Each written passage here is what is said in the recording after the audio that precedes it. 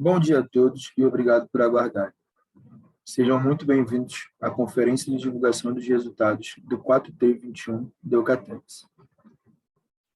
Informamos que esta videoconferência está sendo gravada e será disponibilizada no site de RI da companhia, onde se encontra disponível o material completo da sua divulgação de resultados. Durante a apresentação da companhia, todos os participantes estarão com os microfones desabilitados e em seguida daremos início à sessão de perguntas e respostas.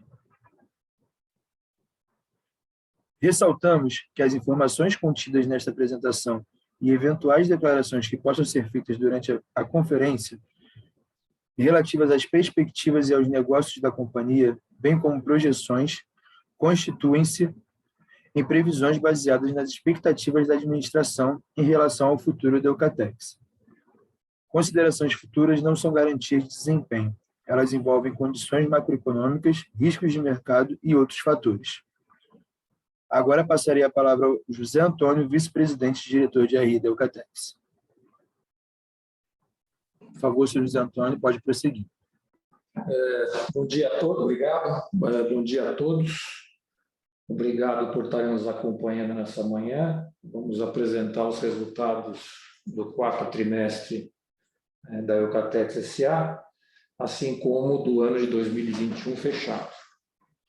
Antes a gente iniciar, gostaria de fazer alguns comentários, né? Quer dizer, tomando um certo cuidado e obviamente, com todo o respeito aí pelo sofrimento aí de várias pessoas de negócio ao longo do ano de 2021. Mas, enfim, a verdade é que nós estamos fechando, né? Fechamos já o ano em dezembro, né? Já estamos aqui em março, mas, enfim, foi um ano espetacular para a empresa, foi um ano muito bom do ponto de vista de resultados. Nós crescemos tanto em receita quanto no volume de reais que a companhia gerou. Foi um ano que nós também soubemos aproveitar muito bem a oportunidade desses bons resultados para trabalharmos um aspecto muito estratégico para a companhia, que era a questão de disponibilidade de madeira.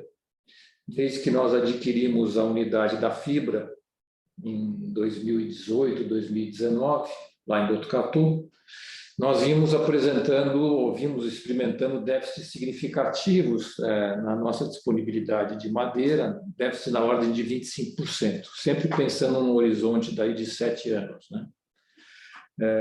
Nós aproveitamos esse ano de 2021, como eu comentava, reduzimos esse déficit, compramos mais de 1 milhão de cúbicos de madeira e reduzimos esse déficit da ordem de 25% para em torno de 8%, que é bastante mais confortável.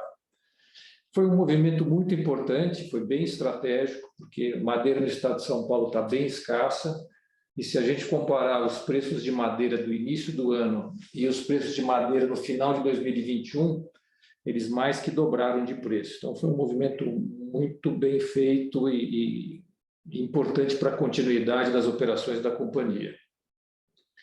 Terminamos o ano também equacionando bem a dívida, alongando um pouco a relação curto e longo, reduzindo bastante a relação dívida-EBITDA, que estamos mais fortalecidos.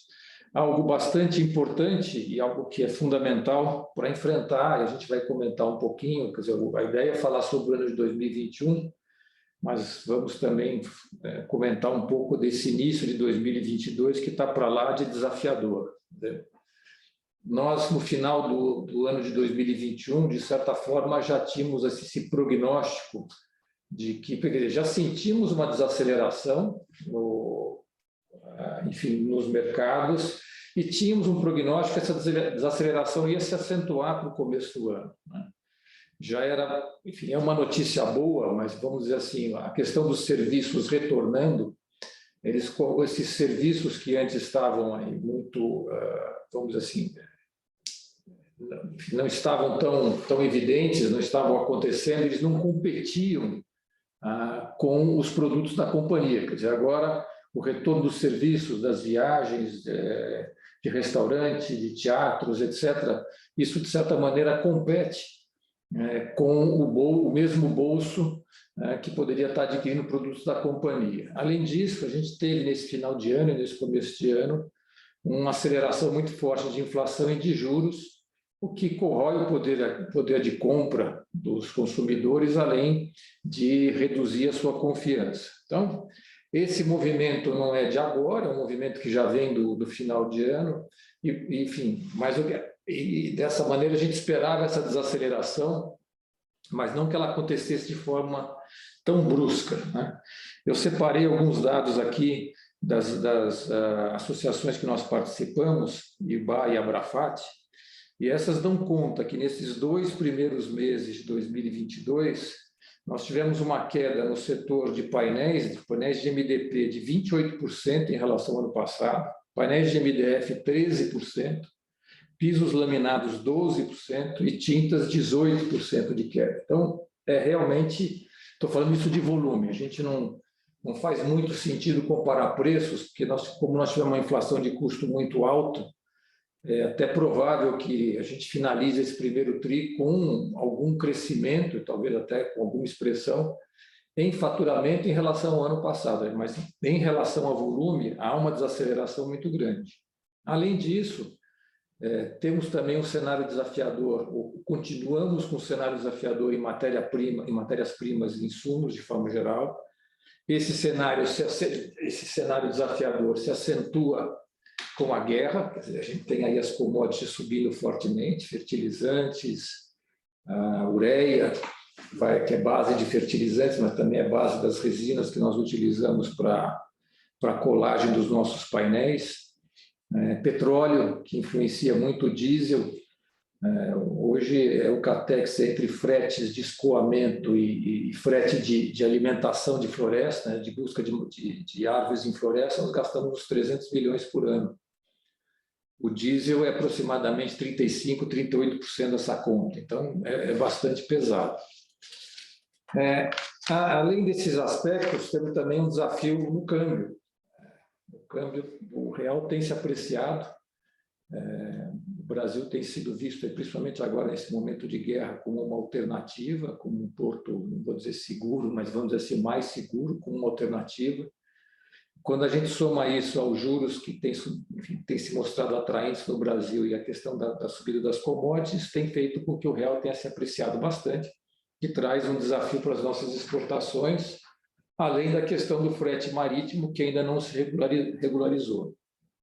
Bom, resumindo, muitos desafios nesse começo de ano, mas, enfim, nós estamos aqui mais para comentar o ano de 2021, os senhores vão ver os números foram muito bons.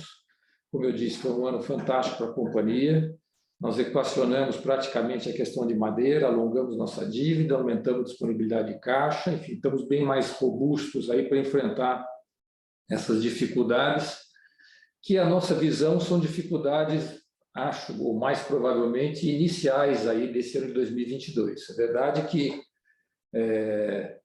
nós acreditamos que é um momento de ajuste de estoque, e que, enfim, talvez aí já para o mês de abril, que está começando amanhã, em maio já há uma certa regularização na parte de demanda, e a parte de insumos e de custos, acredito que na pior das hipóteses, para o segundo semestre, a gente tem um novo cenário. Então, é um começo de ano difícil, mas a visão é que é um momento de ajuste que deve, enfim, se atenuar e diminuindo aí essa dificuldade ao longo do ano. Bom, vamos começar a apresentação propriamente dita. Vamos ver se eu consigo fazer virar aqui o... Ok. Então, acho que você deve ter virado também aí para os senhores a apresentação. A gente costuma trazer a informação de dois dos principais, ou dos segmentos dos quais a empresa participa.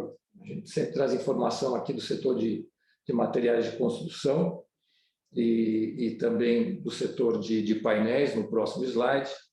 Então, o que a gente percebe aqui foi um ano positivo, nós terminamos o ano com um crescimento de 8%, acho que olhando aqui, desde 2013, nós não experimentávamos, o setor não experimentava um crescimento dessa ordem.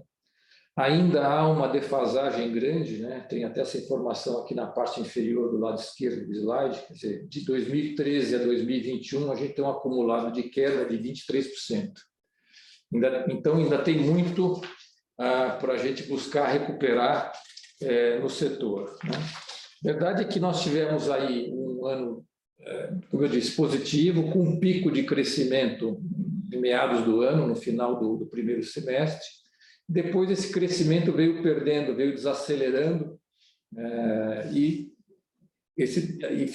fechamos o ano com um bom número de 8%, mas um número decrescente. Tanto é assim, a conferir como é que será, mas que a previsão para o ano de 2022 é um crescimento ainda positivo, mas um crescimento de tão somente 3%.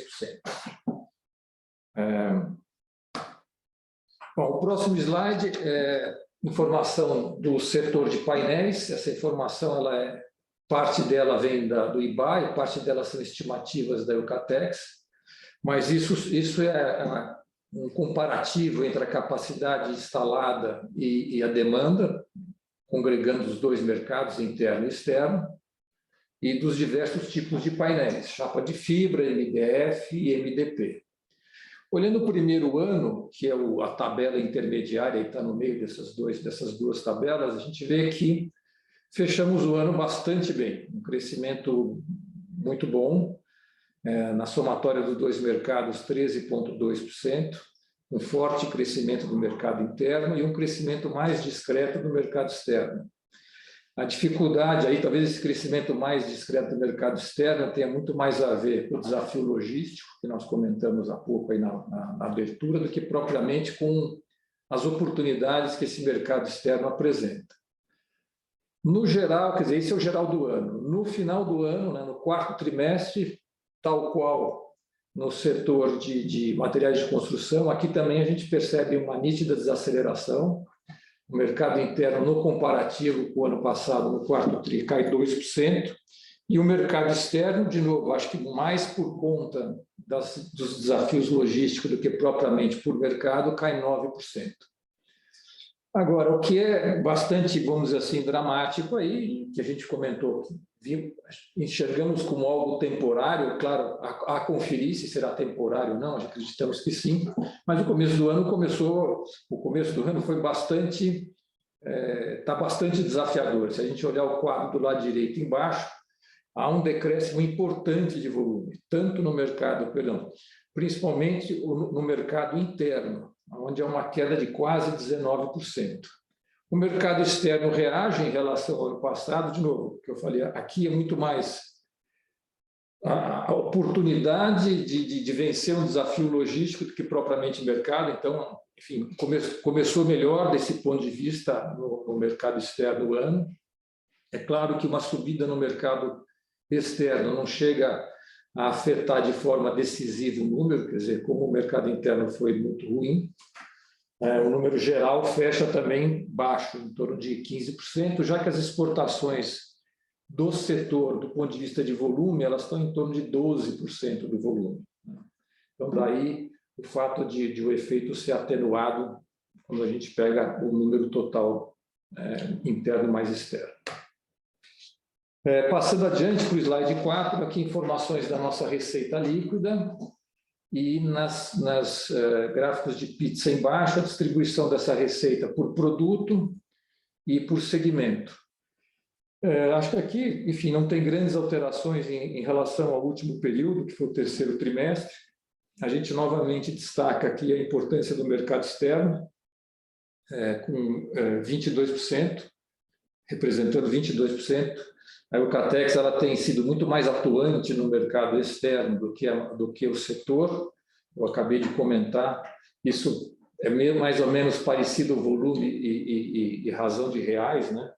O mercado externo, para o setor como um todo, está na ordem de 12%, 13%, e para nós, em torno de 22%. Então, a gente é bem mais atuante no setor externo do que o restante do mercado. Como eu comentei, novamente, então aqui está a expressão disso, quer dizer, um ano muito positivo, a receita líquida no ano cresce 36,3%, desacelera um pouquinho no último TRI, com 34,4%, mas, enfim, fechamos tanto o trimestre quanto o ano com um crescimento bastante significativo. Seguindo adiante, aqui nós vamos comentar nos próximos slides vamos dar um pouquinho mais de foco nos dois segmentos de atuação da companhia, olhando a parte do setor de madeira e do setor de tintas. Na parte de painéis de madeira, se a gente olhar o gráfico de pizza aqui do lado esquerdo, são esses os produtos que compõem o segmento de madeira. Dentro dos pedaços de pizza e de chapa de fibra e de painéis de HDF, tem também os produtos que nós não destacamos, mas estão aí portas e painéis de divisórios. Bom, aí olhando os gráficos de barra do lado direito, primeiro na parte superior, em azul, o desempenho da Eucatex no quarto TRI e o desempenho em vermelho do mercado no quarto TRI. A gente se sai melhor do que o mercado tem, como já comentamos, uma redução de 3% no agregado de mercado interno e externo, e a gente tem um crescimento de 6,3%. Nós tínhamos muita carteira para entregar nesse último TRI, e, enfim, conseguimos aí ter um desempenho melhor do que do ano passado. Quando a gente olha a parte inferior, onde nós comparamos o mercado, quando a gente olha o ano como um todo, novamente em azul Eucatex e em vermelho o mercado, a gente vê que o mercado no ano tem um crescimento um pouco superior ao da Eucatex, e aí aquilo que nós já comentamos em outras oportunidades, a Eucatex sempre trabalha um pouquinho mais próxima da capacidade possível, né, da capacidade possível do ponto de vista de disponibilidade, e o mercado sempre trabalhou com um pouco mais de ociosidade, de tal forma que quando aparece uma oportunidade no mercado, essa ociosidade acaba sendo melhor aproveitada aí pelo mercado. Olhando do lado esquerdo, na tabela de receita, a gente percebe um forte ajuste de preços, tanto no trimestre quanto no ano. Quer dizer, enquanto a gente cresce 6% no volume, nós crescemos quase 28% na receita, e quando a gente cresce 8% no volume no ano, nós crescemos quase 42% na receita. Então, isso demonstra um forte ajuste de preço. Esse ajuste foi bastante necessário, porque, de um lado, como a gente comentou, você teve aí ao longo de todo o ano um rally na parte de custos de insumos. Por outro lado, nós, enfim, estamos diante de um mercado receptivo e fomos capazes de alguma forma, não só repassar esses aumentos de custo, como também ter algum ganho real de margem. No slide 6, a gente tem duas informações: a utilização de capacidade instalada e a distribuição de custos, começando com a utilização da capacidade instalada na parte superior. Esses números estão um pouco melhores do que do ano passado. Por exemplo, a chapa de fibra do ano passado estava com 82% de utilização, está com 94%, o MDF esse ano com 85%, ou nesse trimestre com 85%, e o MDP, onde a gente tem que somar, né, porque o mesmo equipamento é utilizado para a fabricação de MDP e pisos, nós estamos com 87%. Então, de forma geral, estamos um pouco acima do período anterior e, na média, acima do mercado, que a gente viu que está trabalhando com uma ociosidade em torno de 16%. Na parte de custos, a gente gostaria de destacar, primeiro na parte central, onde a gente tem os custos em forma de pizza e de painéis com resina, dizer que esse número de resina, que neste ano, ou neste trimestre, perdão, está significando 31% do custo, no mesmo período do ano passado era 23%. Então, a gente vê como resina, e na resina a gente tem dois componentes, duas commodities internacionais, né? Uma é o metanol, que se transforma em formol, e o outro é a ureia. Enfim, duas commodities internacionais que subiram muito, e daí a resina ganha muita expressão na composição do custo dos painéis. Depois, olhando o lado esquerdo, onde a gente tem todos os tipos de painéis, chamar atenção também para a madeira. Esse número de 17 agora, nesse trimestre, era 13 no ano passado. Então, aqui a gente está mostrando que esses insumos, né, tanto resina quanto madeira e outros, ganharam muita importância na composição dos custos dos painéis. Indo adiante, no segmento de tintas, vamos olhar primeiro os gráficos da parte de baixo, né? Novamente em azul Eucatex, em vermelho mercado. Foi um período muito difícil esse quarto tri, não só para a Eucatex, se a gente olhar aí do lado esquerdo as duas barras, a Eucatex tem uma queda de quase 18% em volume em relação ao mesmo trimestre do ano passado. O mercado também tem uma queda de 14,5%, quer dizer, um período bastante difícil no comparativo entre os dois períodos. Quando a gente olha o ano, né, que são os gráficos mais à direita, né, a Eucatex perde 9% em volume e o mercado ganha quase 6%. Aqui a gente tem dois comentários. Primeiro, o ano de 2021, a gente pode dizer que, de certa maneira, foi um ano atípico do setor. Um ano em que os líderes de mercado tiveram vamos dizer assim, uma postura muito agressiva de buscar market share. Quer dizer, de um lado, a gente teve uma escalada de custos e que, principalmente por esses líderes, foi repassado quase que em parte ou pouco aos preços. Quer dizer, eles tamponaram os preços de mercado, os líderes, e conseguiram com isso um ganho, ao nosso ver, expressivo de market share. De certa maneira, nesse ano de 21, a gente devolve um pouco da performance que a gente teve em 20. Eu anotei aqui, em 2020, enquanto o mercado, 2020 versus 19, né? Enquanto o mercado cresceu 5%, nós crescemos 24%. Então, nós tivemos realmente em 2020 um ganho expressivo de share, que de certa maneira agora, até por atitude, como eu comentei, desses líderes, a gente devolve um pouco dessa participação em 2021. Da mesma forma, aqui no segmento de madeira, nós também, até por conta da pressão de custos, tivemos reajustes de preços importantes. Quando a gente olha no trimestre, como eu disse, o volume cai quase 18%, mas a nossa receita cresce quase 6%. No ano, a gente perde quase 15% em volume, 14,5%, mas as nossas receitas sobem 9,4%. Então, isso aí demonstrando também aqui um reajuste de preço importante. A utilização de capacidade instalada, eu peguei o número do ano passado, ela estava em 75%, agora está em 62%, aqui acompanha essa queda de volume que a gente mostra embaixo. No lado direito, nós temos uma distribuição de custo, que a gente pode comentar aqui, é que a matéria-prima, né, e embalagem, eles ganham expressão e há uma redução aí dos demais itens na composição do custo. Indo para o slide 8, aqui é uma boa, vamos dizer assim, uma visão de vários indicadores financeiros aí que dão conta do desempenho da empresa em 2021 e no trimestre. E a gente percebe, vamos percorrer esses indicadores, eles são todos muito positivos. Começando com a receita do lado esquerdo, nós temos um crescimento importante que nós já comentamos, né, tanto no trimestre quanto no ano. Depois, logo à direita, nós temos o gráfico de lucro bruto e margem bruta. Nós temos um ganho expressivo em número de reais gerados, né, mais ou menos equilibrado no trimestre e no ano, em torno de 54%. E percebemos também um ganho expressivo no percentual, né, no percentual de margem bruta.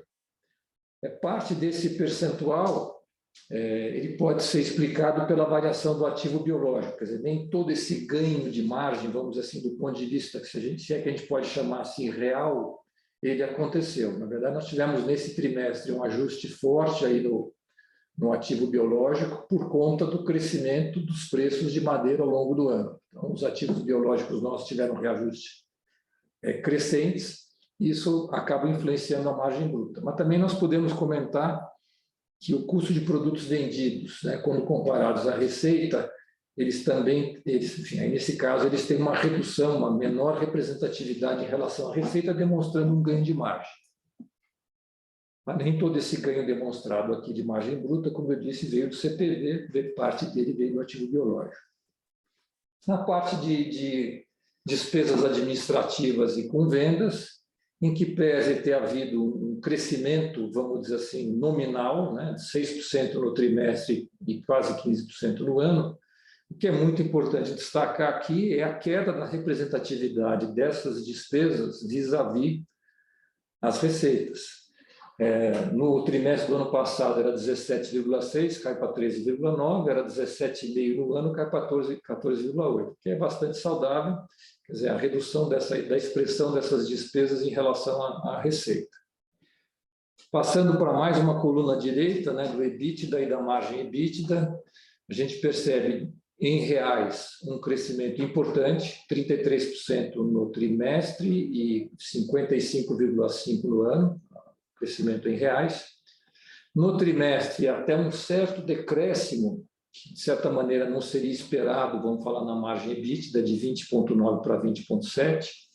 Aqui, uma explicação, vamos dizer assim, o que explica parte dessa, enfim, dela não ter acompanhado o que aconteceu no ano, né? Porque quando a gente olha no ano, a gente sai de 20 para 22,8. O lógico, por tudo aquilo que nós mostramos, né? Ganho de margem bruta e redução de representatividade de despesas administrativas e com vendas, seria um crescimento no trimestre também da margem EBITDA. Mas aqui a explicação é por um consumo bastante maior de madeira de terceiros. Como eu disse, nós aproveitamos esse ano de 2021 para trabalhar bastante esse aspecto estratégico de compra de madeira, então utilizamos muita madeira de terceiros nesse período, e a madeira de terceiro ela não volta como volta, vamos chamar assim, a madeira própria, que ela volta na condição de exaustão para a composição do EBITDA, da madeira de terceiro não volta, e daí essa explicação na margem, para essa estabilidade em relação ao ano passado. O lucro líquido é uma consequência, enfim, crescimento nominal, então, fantástico, né, na ordem de 300%, muito positivo. No slide 9, nós temos informações relativas ao nosso endividamento. Nós encerramos 2021, vamos dizer assim, com um endividamento bem mais equacionado, bem melhor equacionado. Aqui vale a gente destacar, primeiro, as disponibilidades, estão na parte intermediária aí da tabela. Nós terminamos o ano aí com 141 milhões de disponibilidade, um crescimento importante com relação a 2020, nem falar em relação a 2019.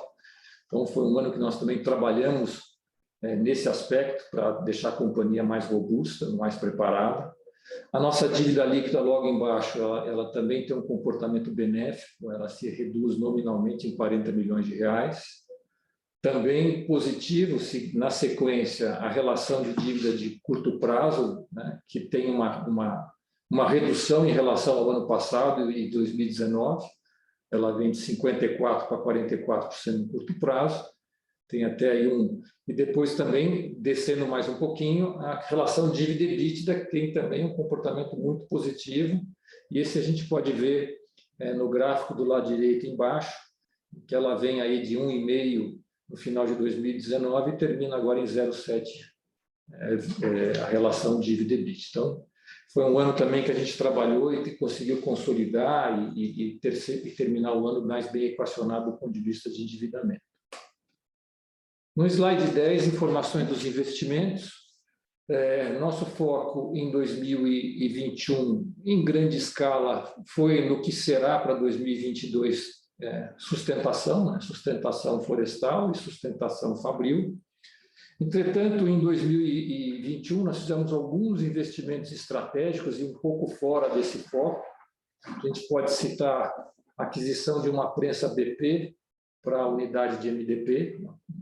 Nós tínhamos lá uma prensa só de BP, agora nós temos duas. Isso amplia nossa capacidade de revestimento, nos dá mais segurança, porque às vezes quem tem uma pode não ter nenhuma, né? Nos possibilita crescer, principalmente em pisos. Então, foi uma aquisição importante. Nós também, em 2018, nós tínhamos adquirido a unidade de fibra lá de Botucatu. Ali ao lado tem um galpão industrial, tem um platô industrial muito bem montado. São aproximadamente 30 mil metros quadrados de construção de um galpão industrial, novamente muito bem montado, e nós adquirimos como vamos dizer assim, como uma reserva estratégica. Nós adquirimos esse galpão agora também em 2021, e agora todo aquele platô, que muitas vezes nós já mostramos as fotos, né, onde tem a unidade de fibra, agora todo aquele platô pertence à Eucatex. Então, esse foi um pouco dos destaques aí de investimentos um tanto quanto fora do foco só de sustentação.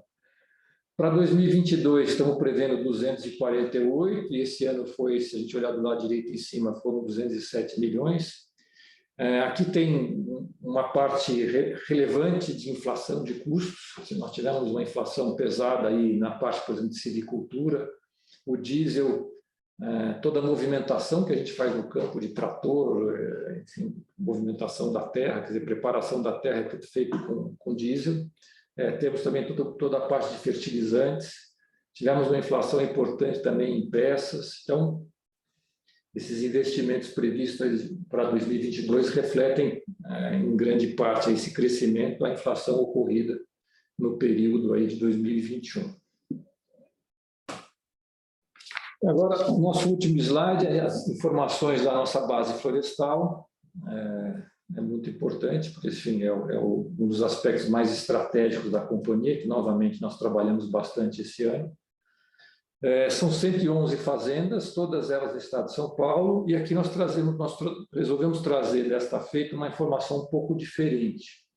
Nós sempre damos aqui a informação do total de área que a Eucatex tem de floresta. Dentro dessa área, você tem as florestas de efetivo plantio, que são florestas renováveis de eucalipto, e você tem as áreas de preservação.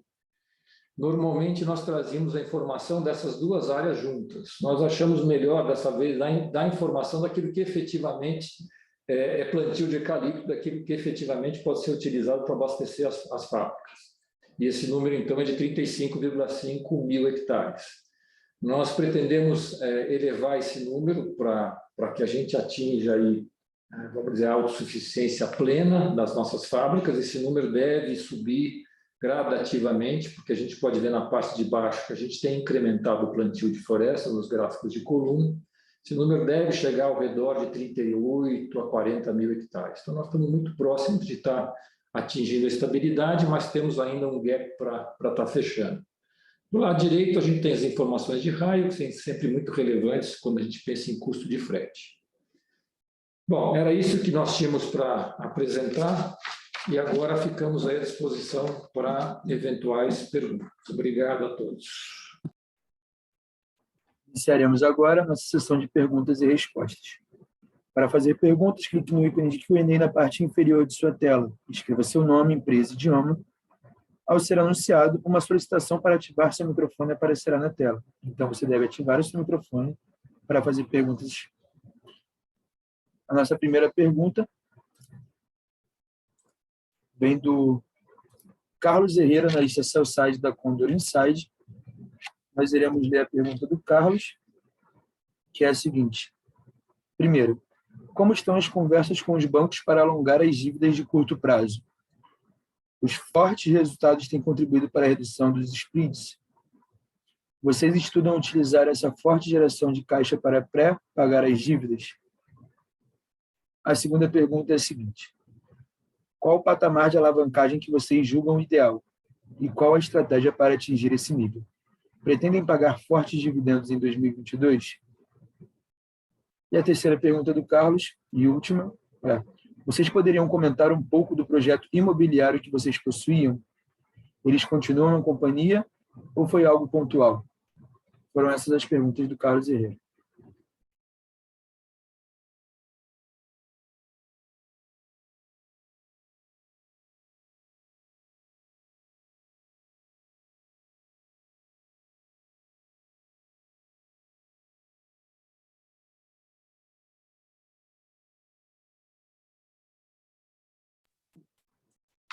Bom dia, obrigado, Carlos. Eu acabei tirando as perguntas, mas vamos lá. Acho que a primeira tem a ver com a questão do alongamento das dívidas de curto prazo e se a gente tem conseguido reduzir os spreads aí por conta dos bons resultados. Bom, enfim, a gente tem repetido várias vezes, né, nos vários calls nossos, que esse é um dos objetivos da área nossa de tesouraria. De alguma forma, a gente tem conseguido, ainda que com resultados um pouco modestos, mas a gente tem conseguido alongar o nosso perfil de endividamento, reduzindo um pouco o curto prazo. Nós temos algumas operações na mesa que a gente tem estudado para um alongamento mais significativo. Eu já cheguei a comentar que essas propostas que vieram para nós, para esses alongamentos, de alguma forma, inicialmente, elas eram, vamos dizer assim, ao nosso ver, caras. Quer dizer, não fazia muito sentido a gente estar, enfim, adotando ou trazendo essas operações para dentro para estar encarecendo o custo da companhia. Essas operações estão convergindo para algo que a gente julga mais razoável, de tal forma que eu acho que nós podemos ter algumas boas notícias aí ao longo dos próximos meses no que diz respeito ao alongamento. A parte de alavancagem, enfim, realmente eu acho que, enfim, a companhia não tem, vamos dizer assim, um target definido, mas eu acho que até em torno de 1,5 vezes, a relação dívida-EBITDA de 1,5 vezes é algo que a gente convive de forma saudável. A última, se comentar um pouco o projeto imobiliário que vocês possuem. Bom, nós continuamos nós temos um projeto imobiliário lá na região de Salto. Nós tínhamos uma fazenda que ela foi totalmente abraçada pela cidade.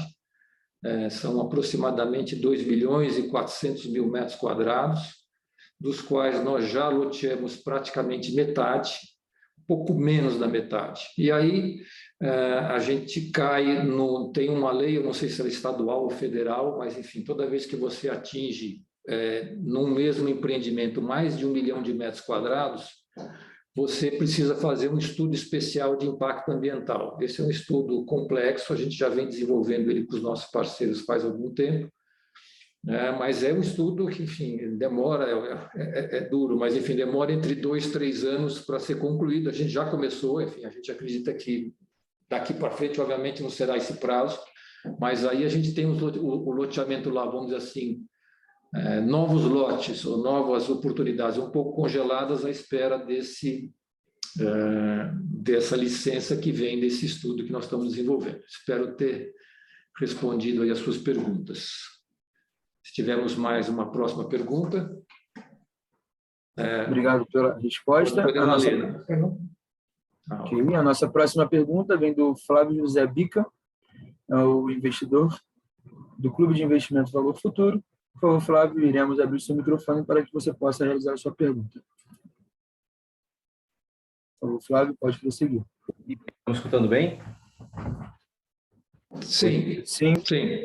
Obrigado, José. Parabéns pelos resultados da companhia. Um ótimo trimestre aí, vimos aí. E a pergunta é pontual mesmo. Queria, falar em relação às despesas não recorrentes, que mais uma vez vieram em valores significativos no trimestre, né, com a questão dos processos trabalhistas e outras questões. E queria que vocês pudessem dar uma cor, né, abrir um pouco dessas despesas desse trimestre e dar uma cor, dar uma luz aí sobre o que esperar de não recorrentes para 2022, né? Embora a natureza seja não recorrente, né? Mas a gente sempre, quando a gente está por dentro da empresa, a gente mais ou menos sabe o que esperar de acordo com os volumes de talvez, sei lá, processos legais, né? One-offs, né? Então, puderem falar aí, já ajuda a gente aqui. Obrigado. Bom dia, obrigado pela pergunta. Quer dizer, de fato, nesse trimestre, os não recorrentes foram bem significativos e a gente pode ter 2 explicações básicas. A primeira, nós temos 2 questões de ICMS, que nós tínhamos um prognóstico mais favorável, elas não estavam provisionadas. Uma delas enfim, nós transferimos material de São Paulo para Bento Gonçalves, que é onde nós temos uma filial para atendimento do mercado do Rio Grande do Sul. Enfim, sempre trabalhamos de uma determinada forma. São Paulo, como estado, Rio Grande do Sul, como estado, se insurgiu, dizendo que nós estamos deixando nessa transferência muito ICMS para o estado de São Paulo e muito pouco ICMS para o estado do Rio Grande do Sul. Então, nós tivemos aí uma autuação e o prognóstico é de uma perda possível. Segundo item também tem a ver com ICMS, desses não recorrentes, eu não sei se está destacado aí, mas a soma dos dois eu acho que dá em torno de 23 milhões, estou aqui me lembrando de cabeça, não tenho aqui anotado, mas acho que é isso. E desses 23 milhões tem um segundo aspecto de ICMS. Lá atrás, quando nós trouxemos a nossa linha de MDF, nós fizemos a importação via Santa Catarina e Espírito Santo, e tivemos um redutor de ICMS nessa importação, que posteriormente veio para São Paulo, e o Estado de São Paulo não aceita que a gente tenha tido essa redução, e aí é a chamada, vocês devem ter ouvido falar da guerra dos portos, e essa é a segunda parte aí que compõe esses 23 milhões. Na parte trabalhista, que também estou puxando um pouquinho pela cabeça, acho que são uns 12 milhões a 13 milhões, enfim, talvez o Sérgio está me corrigindo aqui, que está participando comigo aqui, o Sérgio Ribeiro, que é o diretor de controladoria, está falando que é em torno de 9 milhões. Basicamente, isso aqui é o seguinte, num passado, talvez há uns 4, 5 anos atrás, nós tínhamos prestadores de serviço na área florestal que eram relativamente frágeis. Tinham bons preços, mas eram frágeis do ponto de vista de estrutura. Várias dessas empresas tiveram questões trabalhistas, e não foram capazes de fazer frente a essas questões trabalhistas e está sendo considerado a Eucatex como corresponsável em alguns casos, poucos ainda, mas em alguns casos, de tal forma que nós julgamos por bem provisionar todas essas questões que esses terceiros estão envolvidos, o que não quer dizer que a gente vá perder ou que eles não vão ser capazes de fazer frente a essas questões, mas elas estão provisionadas. Nós, enfim, de alguma maneira, nos resguardamos de possíveis surpresas no futuro. Hoje nós temos, primeiro, empresas mais robustas e, principalmente, nós temos uma empresa terceira contratada somente para acompanhar no mês a mês todo o recolhimento de verbas trabalhistas, etc., para que a gente não tenha surpresa com esses terceiros no futuro. Bom, espero ter respondido as suas questões aí. Obrigado. E para frente, pensando para frente, realmente são dois eventos não recorrentes, enfim, não vejo, é difícil a gente antever alguma coisa não recorrente, mas eu não imagino algo que se permaneça nesse patamar, com certeza, para a gente projetar os resultados mais adiante. Obrigado. Obrigado. A nossa próxima pergunta vem do Marcelo Palavra, da Soprano. Por favor, Marcelo, iremos abrir o seu áudio para que você possa realizar a sua pergunta. Pode prosseguir, Marcelo.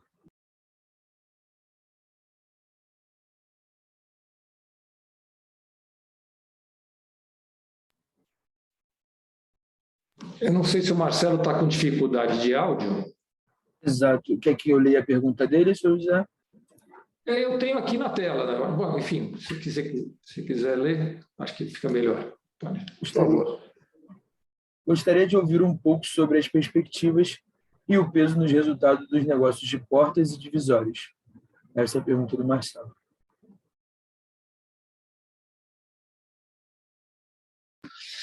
Bom, esse é o mercado, quer dizer, hoje em dia, se a gente fosse falar na expressão de portas e painéis de divisória no resultado geral, fica em torno de uns 5% da receita como um todo. Mas a perspectiva ela é muito positiva, né? Nós estamos investindo bastante, estamos acreditando bastante, principalmente em portas, quer dizer, a gente chama de kit porta, né? Que é a porta vendida junto com o batente, já pronta para ser instalada na obra. Nós estamos apostando bastante nisso, nós estamos com parceiros, nós não fazemos, por enquanto, não fazemos batente, estamos com bons parceiros aí para fazer essa composição e estamos investindo em ter alguma capacidade dentro da própria companhia. Então, a gente acha que esse é um setor promissor e o setor de divisório a gente acha que é relativamente mais estável, são produtos bem maduros, a gente acha estável. A parte de portas pode sim ter um crescimento aí importante para mais adiante. Obrigado. Obrigado pela resposta. A nossa próxima pergunta vem do Fernando Santos, investidor pessoa física da Alta Vista Investimentos. Então, Fernando, iremos abrir o seu áudio para que você possa realizar a sua pergunta. Por favor, Fernando, pode prosseguir. Aparentemente, o senhor Fernando também está com problema de áudio, iremos ler a pergunta dele, que é a seguinte: bom dia. Desse total de fazendas apresentadas da companhia, qual o porcento de terras próprias e o porcento de terras arrendadas? Está na faixa, quer dizer, as terras próprias, nós estamos na faixa de uns 45%, é mais meio a meio, mas deve ser em torno de 45% próprios e 55% de terras arrendadas. Obrigado. Obrigado pela resposta. A nossa próxima pergunta vem do Sérgio Sobral, do Banco Genial. Podemos ler a pergunta do Sr. Sérgio. Qual a visão da companhia para o segmento madeira em relação ao uso da capacidade vis-à-vis a expectativa de crescimento de mercado? Algum plano de crescimento em indústria ou florestas próprias, em especial para endereçar a questão do déficit em avaliação atualmente, caso estejam avaliando algo, em que região? Bom, ali, Sérgio, bom dia, obrigado aí. Bom dia, obrigado pela pergunta. De alguma forma, a utilização de capacidade instalada, a gente pode ver naquele gráfico que nós mostramos no slide 3, nós estamos num momento de boa utilização de capacidade instalada, estamos com uma ociosidade em torno de 15%, né, nesse ano. Normalmente, o que se informa como capacidade instalada é algo que não é, vamos dizer assim, execuível durante um longo período. Quer dizer, a capacidade instalada é algo que é possível ser feito em determinado momento, mas muito difícil de ser mantido. Porque, evidentemente, o equipamento, às vezes, ele tem perda de produtividade, ou o equipamento, em determinado momento, sofre uma manutenção, o equipamento em determinado momento quebra mesmo. Então, assim, você normalmente não atinge 100% de capacidade, é um número relativamente teórico. Uma utilização acima de 90% é uma utilização muito boa, realmente muito boa. Uma utilização em torno de 85% é uma utilização também positiva, é mais ou menos onde o mercado está girando. Aí o Catex sempre tem uma utilização um pouco melhor que o mercado, porque hoje a empresa, ela, em que pese ter um volume importante de produção, ela não é líder de mercado, mas ela tem, por outro lado, uma penetração comercial muitas vezes acima de concorrentes que têm uma capacidade maior. Então, a gente sempre tende a trabalhar um pouco mais, um percentual um pouco maior do que o mercado. Com relação a plano de crescimento, em termos de painéis de madeira, a gente acha que o setor está bem servido, não vemos aí no curto prazo alguma oportunidade, não enxergamos. E na parte da gente endereçar o déficit, como eu disse, nós trabalhamos bastante esse ano, nós estamos com um número muito menor de déficit de madeira, em torno de 8%, e nós estamos trabalhando, também acho que chegamos a mostrar em um dos slides aqui, estamos trabalhando em aumentar o volume plantado. Nós estamos em torno de 6.500, 7.000 hectares de plantio. Se você multiplicar isso aí por 6,5, 7, você vai ver que nós estamos perto nesse ritmo, perto de 40.000 hectares de efetivo plantio, quando a gente completar o ciclo total de 7 anos, o que para nós é 100% da nossa necessidade. Obrigado. Obrigado pela resposta. A nossa próxima pergunta vem do Rony Clever Ribeiro, investidor pessoa física. Ele dá parabéns pelos resultados e as questões dele são as seguintes. Ele tem 3 questões. Quanto do resultado de 2021 a empresa espera distribuir em proventos? A segunda pergunta.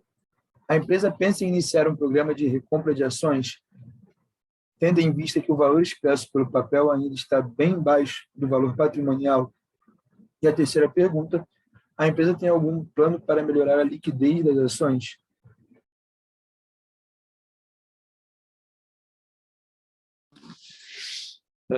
Bom dia, também obrigado aí pelas perguntas.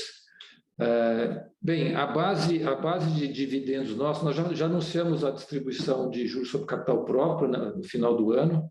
Se não me engano, o volume total foram 25 milhões, a gente já promoveu a retenção do imposto de renda, que tem uns 20 milhões, então, para distribuir líquido de juros sobre capital próprio. A base de dividendos, se pegar em relação ao lucro, depois da constituição das reservas legais, reserva de ativo biológico, etc., deve sobrar uma base em torno de uns 300 milhões de reais, dos quais a gente faz a distribuição do dividendo obrigatório, vamos dizer assim, os 25%. Então, a gente alcança uns 70 e poucos milhões de reais. Me perdoa os poucos, 70 e poucos, porque eu estou puxando o número um pouco pela cabeça. Temos já feito a distribuição do JCP, o provisionamento do JCP, a gente ficaria com um dividendo a distribuir na faixa de 50 milhões de reais. Né? Não temos aí uma visão, a gente acha que realmente a empresa está bastante descontada, mas não temos ainda um plano, quer dizer, de utilização do caixa da empresa para compra de ações. E a parte de liquidez, enfim, eu acho que isso aí é uma luta constante da parte da empresa para aumentar a base. Acho que é uma questão da gente pegar a nossa área de RI, se expor mais, participar de mais eventos. Acho que isso aí é algo que a empresa tem que realmente trabalhar. Obrigado.